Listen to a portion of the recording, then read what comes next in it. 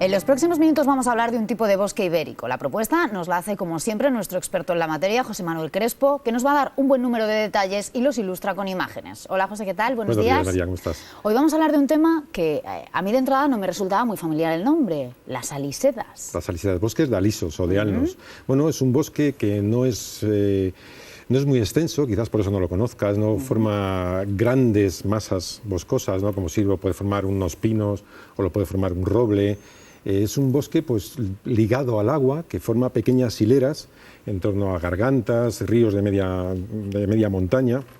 Entonces, por eso quizás no es muy conocido, porque es como un árbol discreto, ¿no? Siempre está pegadito a los cursos de agua y, como te digo, no forma grandes masas. Es un tipo de bosque de galería, lo que llamamos bosques de galería, bosques ribereños, riparios, y depende totalmente del agua. Tanto es así que genera como una especie de simbiosis con el agua, ¿no? El alno, el aliso, necesita mucha agua. De hecho, las raíces, muchas veces las ves que están directamente metidas en el agua, ¿no? Bebe mucha cantidad de agua, pero a su vez, con su sombra y con esa gran, digamos, sombra que genera, protege, ¿no? la evapotranspiración y la pérdida de agua por parte del río. ¿Estas imágenes dónde las has grabado? Por mí estas imágenes están grabadas en la Sierra de Gredos, que es quizás uno de los lugares de la península ibérica donde mejores alisedas se conservan hoy en día.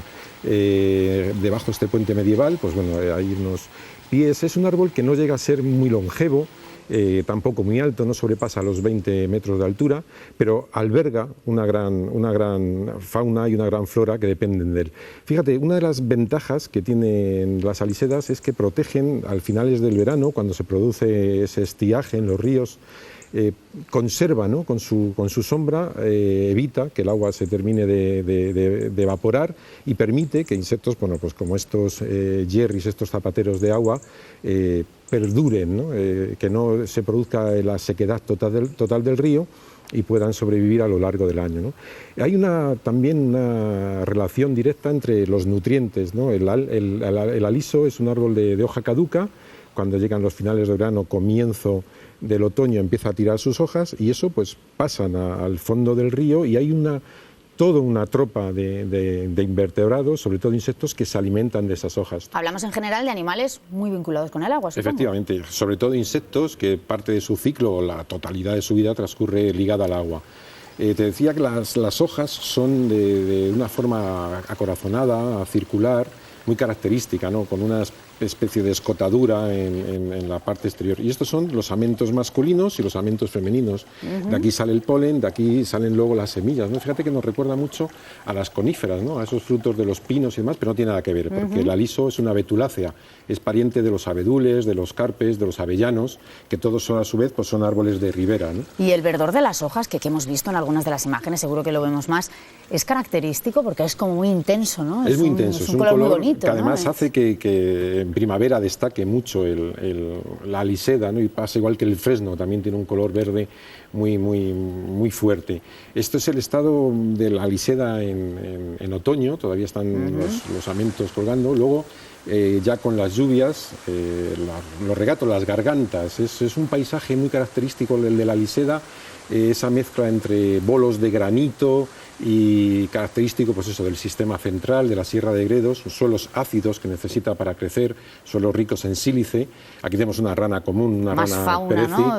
característica, no... sí, aunque quizás, fíjate, hay otras especies muy vinculadas a las alisedas, incluso algunas en peligro en franca regresión, como es el lagarto verdinegro, que es una especie muy característica de las alisedas, de las gargantas, y que pues gracias a su conservación pues sobrevive, ¿no?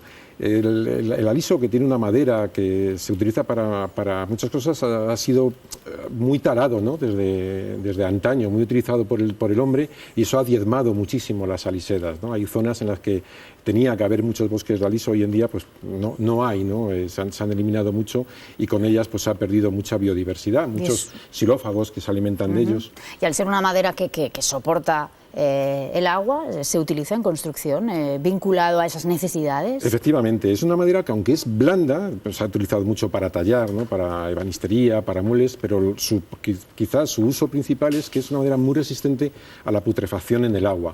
Por lo tanto, se ha utilizado desde pilares en edificios, dicen que muchos de los pilares de los edificios de Venecia están construidos con aliso, pero para embarcaderos, en algunas zonas de Europa, del norte de Europa, el aliso se extiende desde Escandinavia hasta los Urales y hasta el norte de África, ¿no? La zona circunmediterránea.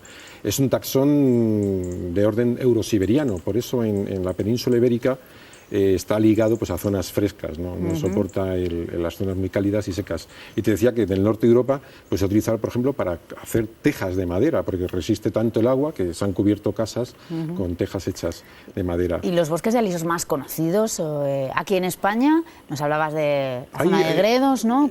Ocupa casi toda quitando la mancha más caliza, más o menos por la zona de Levante, el sistema ibérico, donde más hay es más o menos lo que es la España ácida, sistema central, Salamanca, hay muchas alisedas en Portugal, luego hay en el sur también buenas alisedas en Cádiz, en Huelva, pero yo creo que las mejor conservadas, las más densas, están en el sistema central, sobre todo en la parte más occidental de la Sierra de Gredos. Nos comentabas que hay lugares en los que en los últimos años están en franca regresión, ¿ahora están más protegidos? Sí, ahora están en general las masas boscosas en España, quizás mientras que en otras partes del mundo seguimos el hombre deforestando, ¿no? Sabemos que nunca ha habido tanta superficie protegida en el mundo como ahora y sin embargo nunca se ha deforestado y se ha destruido tanta naturaleza. Sin embargo, en España esto es un anfibio, es un tritón ibérico, muy característico también de las alisedas. Aprovecha donde se acumulan las hojas, en el fondo del agua, en los remansos, ahí debajo, es donde le gusta estar oculto a los tritones, como a las salamandras y demás. Entonces te decía que actualmente sí tenemos más protegidas nuestras arboledas, pero antaño pues piensa que el hombre se ha calentado, también se utilizaba para elaborar carbón, entonces de hecho tenemos muchas zonas en España que se están autorregenerando, ¿no? Desde el punto de vista del bosque se están abandonando cultivos y vuelve a brotar, entonces es muy común ver inmensos campos llenos pues, de robles, de encinas de porte mediano, pequeño, porque son bosques que se están regenerando. Y la protección muchas veces ha empezado desde lo local, ¿no? O sea, los propios vecinos han empezado a ser conscientes del patrimonio natural que tenían cerca, lo han querido proteger y bueno, eso ha servido, ¿no? También para... Sí, y sobre todo cuando se llega a una interacción sostenible con el medio, eso es lo mejor, ¿no? Cuando el hombre se da cuenta de que es más rentable el árbol vivo que el árbol cortado, ¿no? Entonces, como ocurre en las dehesas, ¿no? Te das cuenta de que es mejor no talar todo el bosque y conservar parte. Entonces, en aquellos lugares en los que el hombre ha obtenido un beneficio de ese bosque, pues generalmente lo ha cuidado y es una de las mejores maneras para que algo se conserve. Por eso en muchos parques naturales, o en casi todos los parques naturales, se permite, ¿no?, que las actividades tradicionales se sigan desarrollando. Muchas veces cuando vemos esas raíces, ¿no?, que tú nos comentabas, que a veces por fuera de la tierra llegan hasta el mar, hasta el agua, quiero decir, uno piensa que es que el árbol estaba buscando la salida, pero lo hace porque es su manera de sobrevivir, o sea, no tenía manera de llegar por vía subterránea. Generalmente piensa que los márgenes de los ríos son zonas muy activas, muy sometidas a la erosión. Entonces, sujetarte es difícil, ¿no? No es igual que un suelo asentado de bosque normal. Entonces, los alisos lo que tienen es como mucha sistema radical superficial porque tienen que agarrarse, lo que a su vez es un beneficio para el curso, puesto que está salvaguardando, estabiliza, ¿no?, la erosión y los márgenes del río. Es también otra de los grandes beneficios del río. Curiosamente, bueno, las hojas se van poco a poco quedando en su esqueleto porque hay muchos invertebrados que se alimentan de ellas. Esto es un insecto maravilloso que anda sobre la superficie del agua, pesa tan poco, es tan ligero que no rompe la tensión superficial, se llaman higrómetras y son predadores, van ahí a la búsqueda de cualquier otro insecto invertebrado que caiga sobre el agua a atraparlo. Por tanto, son limpiadores y también son testigos, indicadores de la buena calidad del agua. Porque muchos de ellos tienen en sus tarsos unas glándulas que segregan grasa, por lo que no rompen, les ayuda a no romper y a deslizarse sobre el agua, de tal manera que cuando las aguas portan detergentes o algunas sustancias que disuelven esos aceites, pues no pueden vivir. Entonces son siempre bioindicadores de buena calidad. De hecho, el aliso es aparte que también purifica el agua, siempre es indicador de la buena calidad de las aguas. Pues muchas gracias, José. La verdad que hemos aprendido mucho hoy también. A vosotros. La semana que viene, en 2 semanas, ya nos sorprendes con un tema nuevo. Muy bien. Gracias.